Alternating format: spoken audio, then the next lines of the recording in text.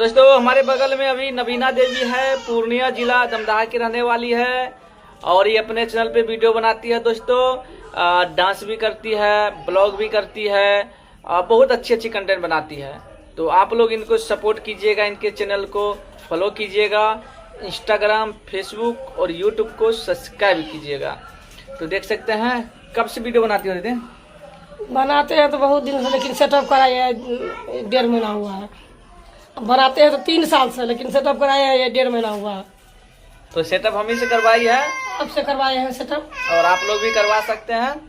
तो क्या कहिएगा अपने ऑडियंस को? यही कहेंगे अपने ऑडियंस से, जितना भी फेसबुक चलाते हैं, इंस्टाग्राम चलाते हैं, यूट्यूब चलाते हैं, सब आइए सेटअप कराने के लिए आए भैया लोग। तो आना बिल्कुल नहीं भूलना है। चलिए चैनल का नाम बोल दीजिए। नवीना देवी। नवीना देवी ऑफिशियल चैनल को आप लोग फॉलो कीजिएगा। Bye bye.